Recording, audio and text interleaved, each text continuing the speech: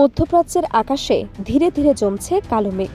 দূরে কোথাও সাইরেন বেজে ওঠে, আর ঠিক সেই মুহূর্তেই ইতিহাসের মোড় ঘুরে যায়। আয়াতুল্লাহ আলী খামেনির মৃত্যুর খবর ছড়িয়ে পড়তেই তেহরান থেকে তেল আবিব পুরো অঞ্চল জুড়ে ছড়িয়ে পড়ে অদৃশ্য এক টানটান উত্তেজনা। প্রতিশোধের ভাষা আরো কঠিন হয়, সীমান্তের আকাশে বাড়ে যুদ্ধ বিমানের টহল। আর ঠিক তখনই আলোচনার কেন্দ্রবিন্দুতে উঠে আসে এক ভয়ঙ্কর নাম, কামিকাজি ড্রোন, যে উড়ে যায় একমুখী অভিযানে, ফিরে আসার জন্য নয়, বরং আঘাতে সবকিছু বদলে দিতে। ইরান ও ইসরায়েলের চলমান সংঘাত দিন দিন আরও গভীর হচ্ছে।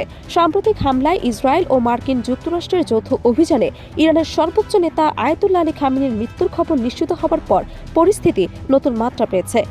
বিশ্লেষকরা মনে করছেন, এই ঘটনা শুধু রাজনৈতিক অস্থিরতাই নয়, সামরিক উত্তেজনাকেও তীব্রতর করবে।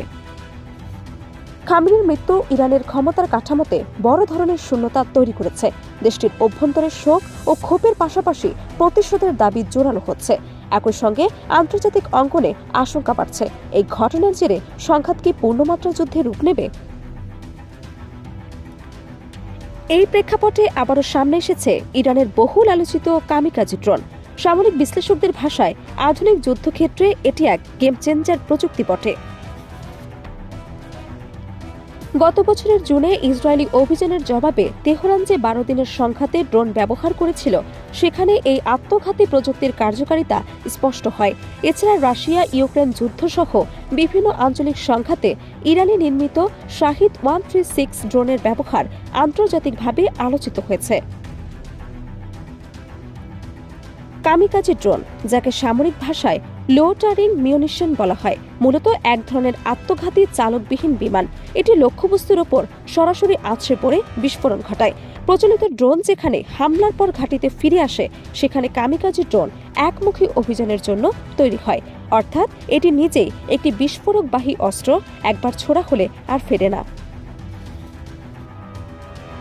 এই ড্রোনের অন্যতম বৈশিষ্ট্য হল লোয়েটারিং ক্ষমতা, অর্থাৎ এটি আকাশে দীর্ঘ সময় ভেসে থেকে লক্ষ্যবস্তু শনাক্ত করতে পারে।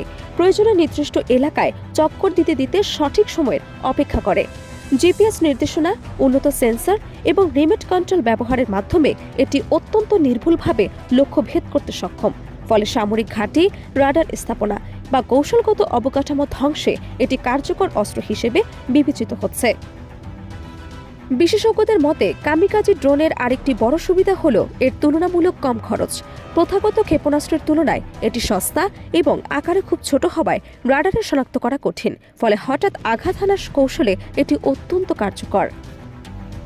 সাম্প্রতিক পরিস্থিতিতে খবর এসেছে, সম্ভাব্য পাল্টা হামলা ঠেকাতে বা কৌশলগত প্রস্তুতির অংশ হিসেবে মার্কিন বাহিনীও ড্রোন প্রতিরক্ষা ব্যবস্থা জোরদার করেছে। একই সঙ্গে বিভিন্ন সূত্রে দাবি করা হচ্ছে, অঞ্চলটিতে ড্রোন মোতায়েন এবং নজরদারি কার্যক্রম বেড়েছে। যদিও এসব বিষয়ে আনুষ্ঠানিকভাবে বিস্তারিত তথ্য প্রকাশ করা হয়নি, তবু সামরিক মহলে উত্তেজনা স্পষ্ট। খামেনির মৃত্যুর পর ইরানের ভেতরে রাজনৈতিক প্রতিক্রিয়া শুরু হয়েছে নতুন নেতৃত্ব বাছাইয়ের। তবে রাজনৈতিক রদবদলের এই সময় সামরিক উত্তেজনা যদি বাড়তে থাকে, তাহলে পরিস্থিতি আরও অস্থিতিশীল হয়ে উঠতে পারে।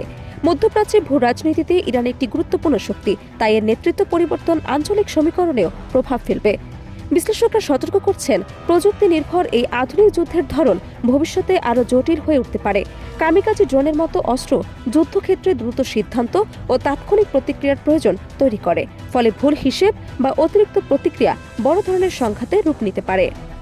সব মিলিয়ে মধ্যপ্রাচ্যের বর্তমান পরিস্থিতি এক অনিশ্চিত সন্ধিক্ষণে দাঁড়িয়ে।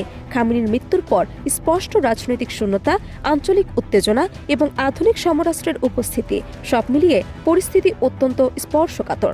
এখন দেখার বিষয়, কূটনৈতিক প্রচেষ্টা পরিস্থিতি শান্ত করতে পারে কিনা, নাকি আকাশে ভেসে থাকা সেই আত্মঘাতী ড্রোনই ভবিষ্যতের যুদ্ধের রূপরেখা নির্ধারণ করবে।